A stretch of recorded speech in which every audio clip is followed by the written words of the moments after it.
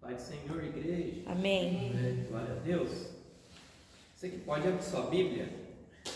Segundo livro dos Reis, capítulo 25, versículo 27. Amém? Estamos mais uma aula. Segunda Reis 25.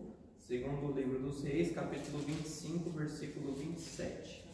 Estamos mais uma aula do módulo Panorama Bíblico, né? Estamos vendo livro por livro da Bíblia. Estamos em um livro histórico, né? Que é o livro dos Reis. Nós já vimos o primeiro livro dos Reis. Vamos ver agora o segundo livro dos Reis. Essa é a aula 14. 14 aulas já, irmãos. Glória a Deus por isso. Amém? Segundo livro dos Reis, capítulo 25, versículo 27, vai dizer assim: no 37º ano do cativeiro de Joaquim, rei de Judá, no dia 27 do 12º mês, Evil-Merodach, rei da Babilônia, no ano em que começou a reinar, libertou do cárcere Joaquim, rei de Judá. Falou com ele de modo bondoso e lhe deu um lugar de mais honra do que a dos reis que estavam com ele na Babilônia. Permitiu que ele deixasse de usar as roupas de prisioneiro, e Joaquim passou a comer na mesa dele todos os dias da sua vida. E da parte do rei lhe foi dada subsistência vitalícia, uma pensão diária durante todos os dias da sua vida. Amém, irmãos? Amém. Segundo o livro dos Reis, como nós já vimos desde o livro de Samuel, né? Era um único livro, tá? Primeiro Reis, segundo Reis, no original em hebraico, um único livro, tá? Melaquim, né? Não sei se essa é a pronúncia correta, mas eu acho que é algo parecido com isso, Melaquim ou Melachim. Primeiro e segundo Reis era originalmente um só livro, tá? Na Septuaginta, na tradução, o grego, eram volumes, né? 4 livros, né? Primeiro Samuel, segundo Samuel, primeiro Reis, segundo Reis, que eram chamados de reinos.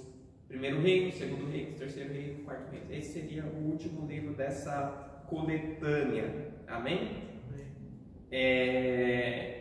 O autor, ele não é identificado no texto, mas muita coisa indica, né, os estudos tal, que foi Jeremias quem escreveu esse livro, como já foi dito na aula passada, tanto porque ele converge com as profecias de Jeremias, ele conversa com a mensagem profética de Jeremias sobre o povo se arrepender, senão o povo seria levado ao cativeiro, que foi o que aconteceu.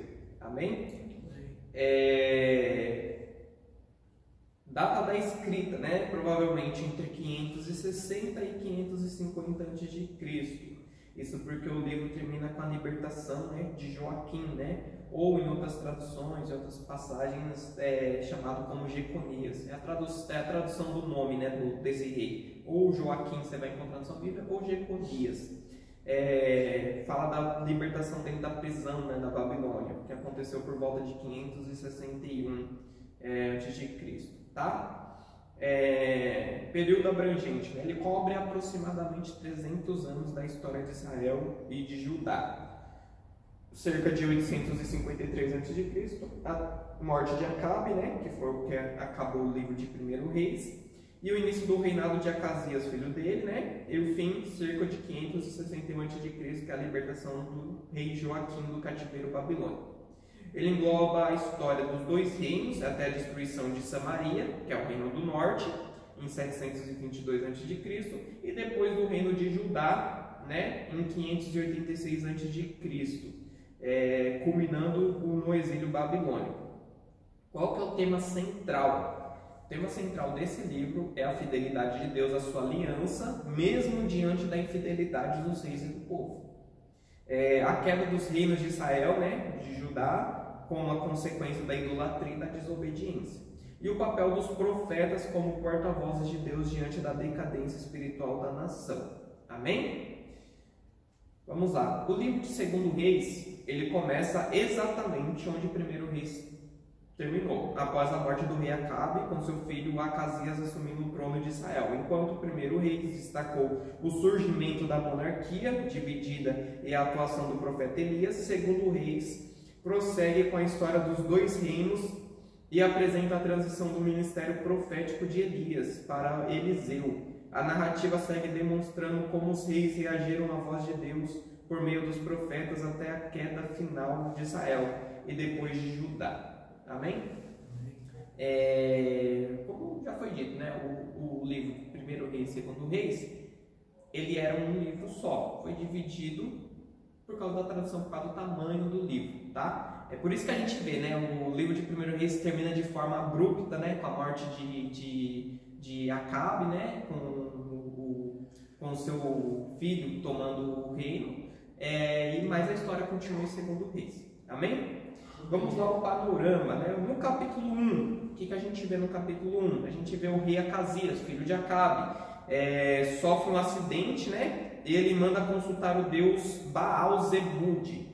Elias intercepta os mensageiros e profetiza sua morte, né? E também, né, tem uns mensageiros desse rei, né, que vai até Elias, né, 3 vezes, né? E Deus envia fogo do céu 2 vezes contra os soldados enviados para prender Elias, né? Na terceira, os soldados já seguem pedindo misericórdia, né?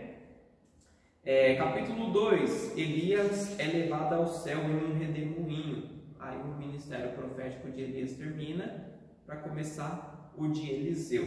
Amém? Ele nem morre, né? Esse é arrebatado. Eliseu recebe porção dobrada do espírito de Elias e realiza seus primeiros milagres. Interessante que muita gente confunde, né? Elias foi levado sobre a carruagem de fogo. Não, passou na carruagem de fogo entre os 2 profetas, separou os 2 profetas e Elias subiu num redemoinho. Você vê, teve essas manifestações sobrenaturais. A carruagem de fogo, você teve o redemoinho. Muita gente fala, Elias foi levado aos céus, né? Foi arrebatado numa carruagem de fogo. Não, passou na carruagem de fogo, separou os 2 profetas e Elias foi levado ao céu em redemoinho. Amém? Isso é bom para fazer pegadinha com os irmãos. Como que Elias foi arrebatado? Muita gente responde, carruagem de fogo. Capítulo 3, guerra contra Moabe. Aí são os reis, né? Rei Jorão, né? Que é do reino do norte, reino de Israel, e Josafá, reino de Judá, que é o reino do norte, né? E o rei de Edom se unem contra Moabe, né? Fizeram uma aliança aí dos reinos para travar uma guerra contra Moabe, né? Elias que vai voltar, né? Quando for o Apocalipse. Mais ou menos. Eliseu profetiza a vitória e Deus envia água e confusão no campo inimigo. Amém? Capítulo 4, a gente vai ver o início dos relatos dos milagres de Eliseu, né? Na verdade, a gente já viu ali quando Elias é arrebatado, mas a gente vai ver vários outros milagres aqui, né? Ele multiplica o azeite da viúva, né? Do 1 ao 7. Ele ressuscita o filho da sunamita, do 8 ao 37, ele purifica o ensopado, do 38 ao 41, e ele multiplica pães do 42 ao 44. Amém? Capítulo 5, a gente vai ver a história de Naamã, né? Curado da lepra. Capítulo 6, machado que flutua. Capítulo 7, a profecia e o livramento no cerco de Samaria. Muito interessante essa passagem, depois vocês leem em casa, amém? Eliseu profetiza abundância em Samaria, 4 leprosos descobrem, né, o acampamento sendo vazio e a profecia se cumpre, amém? Capítulo 8, fome, restituição e início do juízo sobre Israel, né? Sunamitas em suas terras restituídas, o versículo 1 ao 6. Eliseu profetiza o mal que Azazel trará, do 7 ao 15, né? E Jorão reina em Judá, Acasias o sucede, né? Capítulo 9, Jeú é ungido e começa a limpar Israel. Jeú, ele é ungido no reino do norte, né? Lembra que a gente falou? No reino do norte não tem um rei bom, não tem um bom. Mas Jeú foi levantado pela palavra de Deus. Ele foi ungido com uma missão de trazer a morte sobre Jezabel. Lembra da Jezabel? Ela ainda está viva. O seu marido Acabe morreu no final de Primeiro Reis, mas Jezabel ainda está viva e ainda está lá. Então ele traz morte sobre Jezabel, né? Ele mata Jorão, né? E Acasias também, tá? Mas mesmo sendo um homem enviado por Deus, ele ainda era um homem ímpio, esse Jeú, né? A gente vai ver o capítulo 10. Ele extermina a casa de Acabe, os profetas de Baal. 70 filhos de Acabe são mortos. Jeú engana e mata os adoradores de Baal, tá? Capítulo 11. Capítulo 11. Aí já vai falar de outro rei, que é Atalia, né? E o reinado de Joás, né? Atalia mata a descendência real e Joás é escondido por Joiada. Joás é curado com 7 anos de idade, tá? Capítulo 12, reinado e a reforma de Joás. Joás ordena a reparação do templo e mais tarde enfraquece espiritualmente, tá? Capítulo 13, Jeoacás e Jeoás reinam em Israel, tá? Jeoacás reina e faz o que é mal, o povo sofre a opressão dos sírios, e Jeoás, seu filho, sucede. Eliseu adoece e profetiza vitórias parciais sobre a Síria, tá? Eliseu morre no versículo 21, mas o seu corpo ressuscita o homem. Mais um milagre que Eliseu faz. Capítulo 14, Amazias e Jeroboão, que a gente chama de Jeroboão II, né? Que teve o primeiro Jeroboão, esse daí seria o segundo Jeroboão. Amazias, né, rei de Judá, vence Edom, mas é derrotado por Israel. Jeroboão II reina em Israel e recupera alguns territórios, né? Capítulo 15, de verso 6, né, e as instabilidades do reino, né? Aí vai falar de Azarias, que reina no Judá e faz o que é reto, né? Uzias, né? Ele, depende da tradução, alguns chamam de Azarias, outros de Uzias, né? Em Israel vários reis se sucedem com violência: Zacarias, Salum, Menahem, Pecaías e Pega. São vários reis em Israel que são relatados no capítulo 15, tá? E eles não se apartaram dos pecados de Jeroboão. Capítulo 16, Acás reina em Judá e se corrompe, né? Acás sacrifica seu filho, adota idolatria e altera o altar do templo para copiar o altar da Síria. Lembra que a gente falou? Dos reinos do norte, que também é chamado de Israel, todos os reis eram ímpios. Todos, não teve um rei justo. Mas no reino do sul, alguns justos, alguns ímpios, né? Então, no reino do sul ainda tinha, em parte, alguns reinados a adoração verdadeira, o zelo pela palavra e tal. Mas aqui já vai falar sobre Acás, né? Em Judá, já é um rei que sacrificou o próprio filho num ritual em imitação aos altares da Síria, tá? Capítulo 17, né? Depois de vários reis corrompidos em Israel, né? Sobre o reino do norte, então vem o cumprimento da profecia, né? Os assírios tomam Samaria e levam Israel cativo. Os assírios, eles, que eram um reino, um império, eles invadem o reino do norte, destroem e levam o povo cativo, né?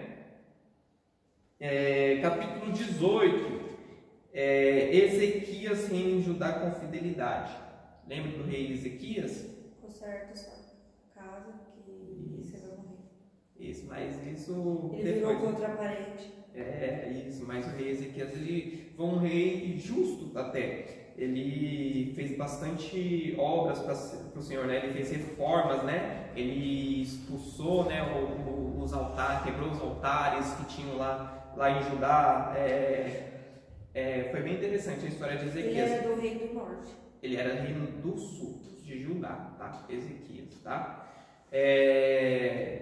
Então é bem interessante a história de Ezequias. Ela é bem pregada, vocês já devem conhecer, tá? Ezequias faz reformas espirituais, ele confia em Deus e resiste à Síria, né? Tem Senaqueribe e ameaça Jerusalém também.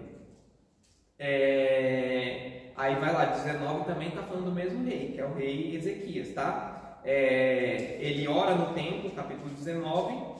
Vem o profeta Isaías. A gente vai encontrar essa história também no profeta Isaías. Quando a gente chegar no livro de Isaías, a gente vai ver isso daí, contando. Isaías profetiza livramento e o anjo do Senhor mata 185 mil assírios. É aquela lá, essa guerra vocês não pelejarão, o Senhor pelejará por vocês. Aí é o anjo do Senhor que vai à frente. Essa guerra não tereis que pelejar. Exatamente, essa passagem. Capítulo 20, aí tem a doença, a cura e o erro de Ezequias, tá? Um rei que trouxe reforma, que trouxe justiça, que trouxe a dependência de Deus sobre o povo, né? Oração, né? Eles foram para a guerra só com a oração, só com o louvor, até na época que Deus mandou o anjo. Mas aí Deus traz aquela profecia que a irmã Thalia trouxe, né? Põe tua casa em ordem, porque certamente morrerás e não viverás. Aí diz que ele virou, né, na sua cama, né, virou o rosto para a parede, clamou a Deus, e Deus reverteu, né, o decreto, né, mandou, eu imagino o profeta Isaías. Mas ele reverteu tudo porque o que ele tinha feito, né, Deus viu ali o que ele tinha feito. Aí eu imagino o profeta Isaías, acabou de chegar. Por que ele pecou? Acabou de chegar. Deus é soberano. Deus é soberano. Se ele quiser tirar sua vida agora, não precisa ter algum pecado seu. Sim, com certeza. Entendeu? Se ele falar, ó, você já cumpriu sua missão, amém. Entendeu? Então, ele chega, o profeta Isaías é enviado por Deus, ó, vai lá e dá um decreto pro rei. Fala para ele que certamente ele morrerá. Bota a tua casa em ordem porque você morrerá e não viverá. Aí o profeta vai lá e fala. E isso diz que Isaías e Ezequias eram próximos, parece que eles eram até parentes, não lembro direito. Aí Isaías chega no rei Ezequias e fala, ó, bota a tua casa em ordem, assim diz o Senhor, bota a tua casa em ordem, porque certamente morrerás e não viverás. Aí vai lá, o profeta volta aos afazeres dele, aí o rei vai lá, clama a Deus, aí Deus vai lá no profeta e fala, ó, volta lá pra ele e diz que eu tô dando mais 15 anos de vida pra ele. Lá vou eu, Jesus. Fala. Deus, se decide aí, né? Fica assustado. Aí volta lá o profeta, tô te dando mais 15 anos de vida. Amém?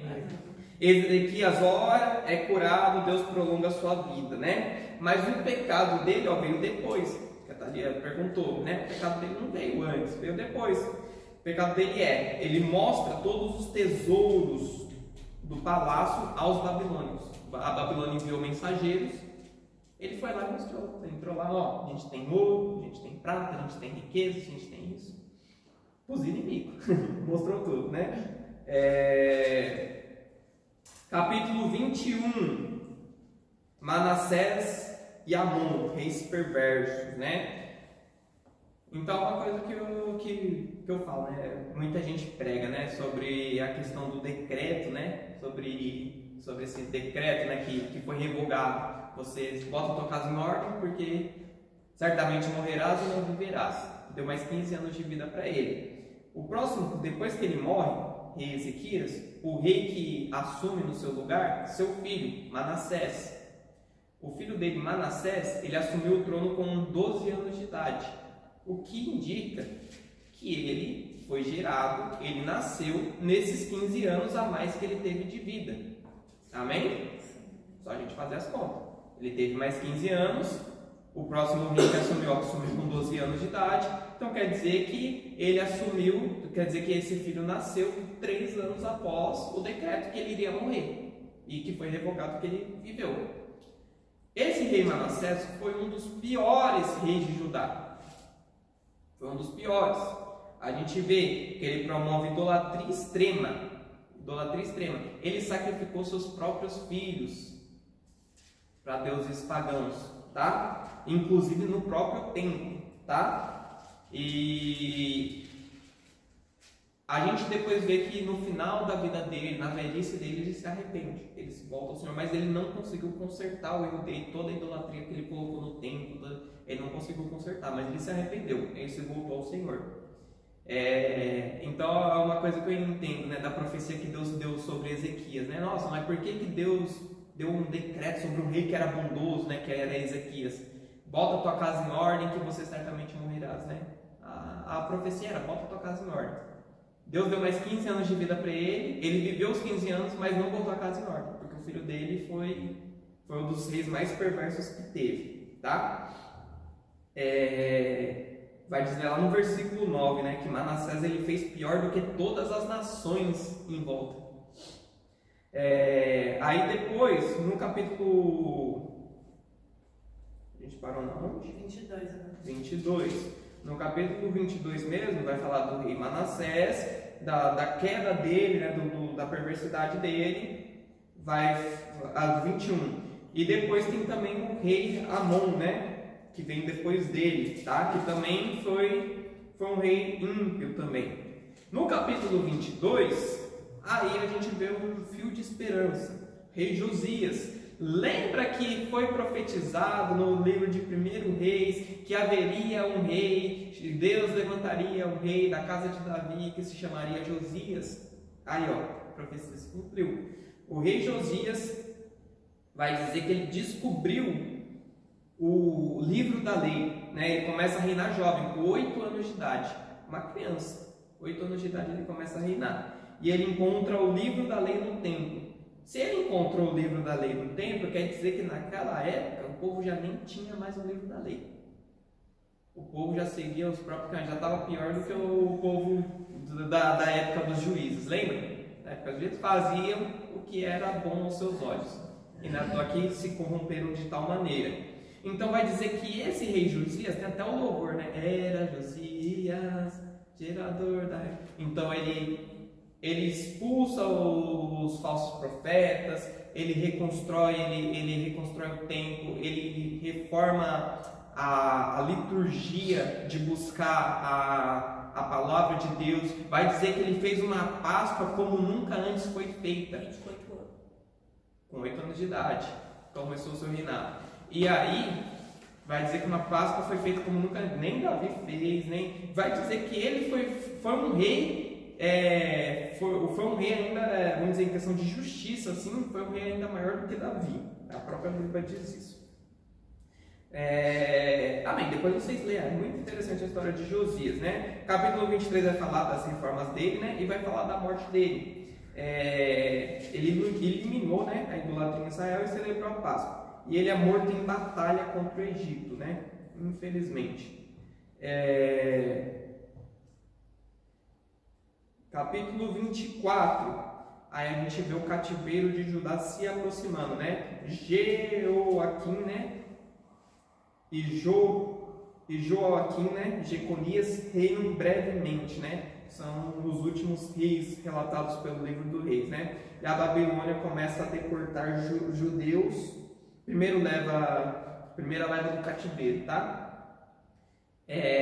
Apesar de ter um rei, né, o Josias, né, que restaurou, reformou, trouxe a palavra de Deus, já tinha sido dado o decreto dos reis anteriores, já tinha o próprio rei Ezequias, né, quando ele mostrou os tesouros, foi profetizado que tudo que ele mostrou seria tomado,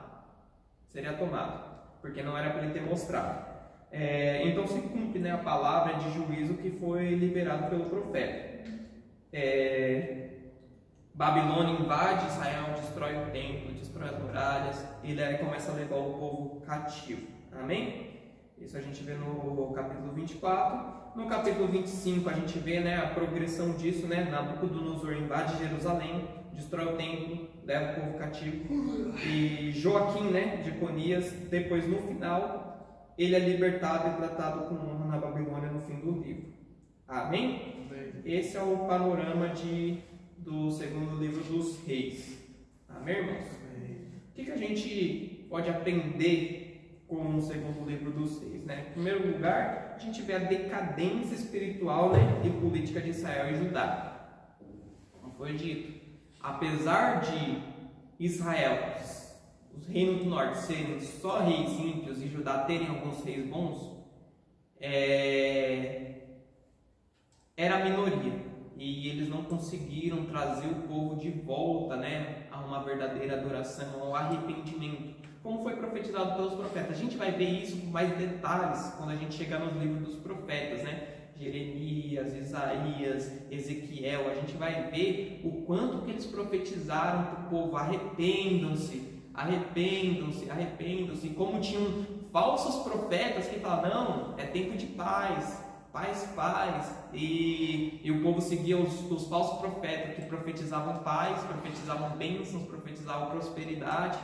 e o povo de Israel não ouviu os verdadeiros profetas que falavam: arrependam-se, saiam dos maus caminhos, deixem a idolatria, voltem-se ao Senhor.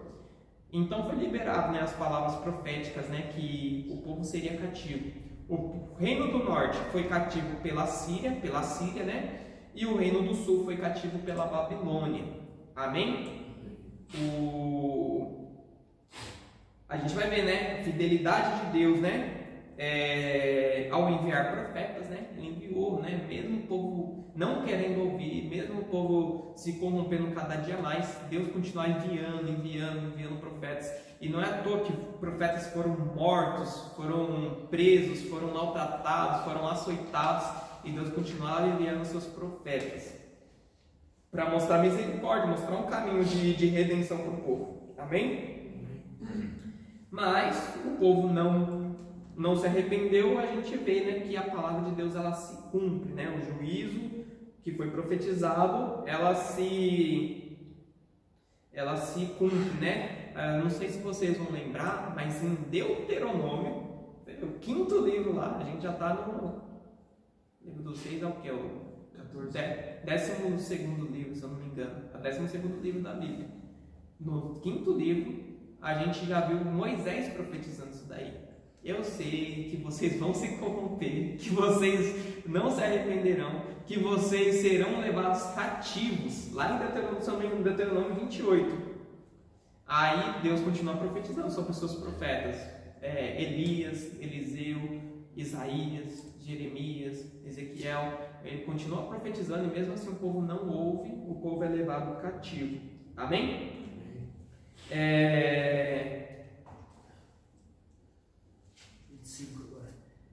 A gente vê, né, a importância da liderança, né? Porque o povo, conforme o rei era ímpio, o povo era ímpio.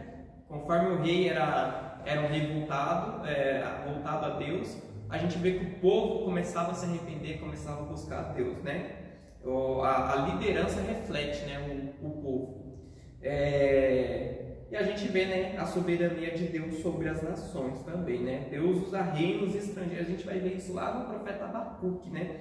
Deus usa reinos estrangeiros, né? Síria, Babilônia, como instrumentos de disciplina para seu povo, né? A história mostra que ele está no controle, né, de todas as coisas, né? Ele pode usar até reinos ímpios para trazer juízo sobre o seu povo. A gente vai ver lá Daniel capítulo 4 fala bastante disso, né? Sobre Nabucodonosor ser um rei ímpio, porém que foi levantado por Deus. A gente vê isso lá em Abacuque capítulo 2, se não me engano, o profeta Abacuque vai falar: ó Senhor, como que o Senhor trouxe alguém pior do que nós para trazer juízo sobre nós? Então Deus explica, né, para o profeta, né, sobre o lamento do profeta, isso daí. O que a gente vê, né, no desenvolvimento das promessas, né? A preservação da linhagem davídica, né? Deus tinha prometido. Certamente sempre haverá da sua descendência alguém que se assente ao trono. A gente vê mesmo o povo sendo levado cativo, como que o livro termina? Termina com o rei Joaquim, né? Ou Jeoaquim, depende da tradução, ele sendo tratado com liberdade, ele sendo tratado com honra sobre esse rei da Babilônia. E o livro ele termina abruptamente assim, né? Com essa breve menção, né, do rei sendo liberto, sendo tirado as roupas de prisioneiro dele, sendo assentado na mesa do imperador da Babilônia, e ele sendo tratado com mais honra do que qualquer outro rei ali. Ali a gente vê a esperança, né, que Deus está cuidando ainda do seu povo, mesmo o povo sendo rebelde, Deus ainda está dando uma esperança ao povo. E ali ele mostra, né, que ele está preservando, né, o descendente de Davi, né, até que chegue, né, Jesus, né, o filho de Davi, né, que nós conhecemos. Ele preserva a descendência de Davi, né, o livro termina com Joaquim, Jeconias da linhagem de Davi sendo libertado, tratado com honra, né, lá no capítulo 25, do 27 ao 30, né? Isso aponta para a fidelidade de Deus, a sua promessa. Meu Deus, me perdi aqui.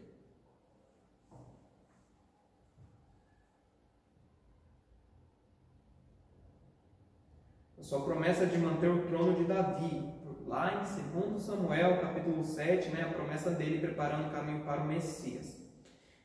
Continuidade da aliança, né? Embora Israel e Judá quebrem, né, a aliança repetidamente, Deus continua agindo com misericórdia e o juízo não é o fim, né? Há restauração à frente. O plano redentor ainda está em curso, como será revelado nos livros seguintes, em Esdras, Neemias e futuramente em Cristo, né? A gente vê também os profetas como voz da redenção, né? Elias e Eliseu não são apenas portadores de juízo, mas também realizam milagres que restauram vidas, curam, alimentam e ressuscitam, atos que antecipam o ministério de Jesus. O que a gente vê, né, de figuras que apontam para Cristo em 2 Reis, né? A gente viu em 1 Reis, responde até a sua pergunta que você fez. 1 Reis, Elias como uma figura de João Batista. Vai dizer até os religiosos da época perguntam para Jesus, mas não teria que vir Elias? Aí Jesus vai lá e diz para ele, na verdade, Elias já veio, mas vocês não reconheceram. Ele veio como a voz que clama no deserto, veio como João Batista, vocês mataram ele. Então assim, a profecia que tem lá em Zacarias, que voltaria Elias para preparar o caminho para o Messias, se cumpre em João Batista, tá? Aí a gente vê a figura de... Ele vem de novo, é a mesma mesmo sangue, propósito. Exatamente. Então, Elias aponta para João Batista. E Eliseu, que é o sucessor, ele aponta para Cristo. A gente vai ver isso nos próprios milagres de Eliseu. Primeiramente, o nome de Eliseu significa Deus é salvação. O mesmo nome de Cristo. É o mesmo significado no nome de Jesus. Ele realiza muitos sinais, né, que se assemelham ao que Cristo faria, né? Em primeiro lugar, 2 Reis, capítulo 2, versículo 19, ele purifica as águas. Igual o início do ministério de Cristo, que ele transforma a água em vinho. Ele multiplica o azeite da viúva, né? Igual Jesus multiplicava pães e peixes. Ele ressuscita o filho da sunamita, igual Jesus ele ressuscita a filha de Jairo, ressuscita o filho da viúva de Naim, ressuscita Jairo, cura da Amanda lepra. Quantos leprosos Jesus não curou? E a gente vai ver esse tipo de cura, esse tipo de cura, esse tipo de milagre aqui. Você não vê Samuel operando esse tipo de milagre. Nenhum profeta anterior a Eliseu operou esse tipo de milagre, tá? Aí tem, né? Ele alimenta uma multidão com poucos pães, né? Igual Jesus. E no seu túmulo, como foi dito lá em 2 Reis, capítulo 13, quando ele morre, tá lá no túmulo. Aí eles usaram a mesma cova para jogar um soldado morto. Na hora que ele encosta em Eliseu, ele ressuscita. Então, na morte de Cristo, assim como na morte de Cristo nós recebemos vida, na morte de Eliseu, ali já estava apontando para Cristo. Amém? Amém. A gente vê, né, o rei Josias, né, também como um tipo de Messias rei, né, um rei que traz a renovação da aliança, purifica a nação, restaura a adoração verdadeira e aponta para Jesus como rei fiel e reforma e purifica o coração do povo, tá? E a libertação de Joaquim, né, como esperança escatológica, né? Embora o povo esteja em cativeiro, o rei da linhagem de Davi é honrado. Isso representa uma faísca de esperança messiânica, né? Deus não se esqueceu do seu pacto. Amém, irmãos? O livro de 2 Reis termina de forma solene e trágica, né? Tanto o reino do norte, que é Israel, quanto o reino do sul, Judá, foram levados ao cativeiro por causa da sua infidelidade a Deus. O templo foi destruído, Jerusalém foi queimada e a glória do reino de Davi parecia ter chegado ao fim. Entretanto, mesmo em meio ao juízo, há um sinal de esperança. O rei Joaquim, descendente de Davi, é liberto do cárcere e tratado com honra na Babilônia. Esse detalhe final é mais do que histórico, é teológico, né? Ele aponta para a fidelidade de Deus e sua aliança com Davi, indica que o plano redentor ainda está em curso. Deus não se esqueceu de seu povo nem de suas promessas. Ao chegarmos no livro de 1 Crônicas, vamos ser levados de volta, tá? Ao início da história. não para repeti-la, mas para revê-la sobre outro foco, o olhar de esperança e restauração. Enquanto segundo Reis mostra o caminho até o cativeiro, primeiro Crônicas mostra para as raízes da nação e da promessa davídica, preparando o terreno para o retorno do povo e futuramente para a vinda do Messias. Assim encerramos segundo Reis com dor e ruína, mas com os olhos voltados para o Deus que ainda fará. Ele é fiel mesmo quando o seu povo não é, e a história continua. Amém, irmãos? Por enquanto, esse foi o livro de segundo Reis. Próxima aula a gente continua com a leitura do livro de 1 Crônicas. Amém? Deus abençoe a todos. Até a próxima aula.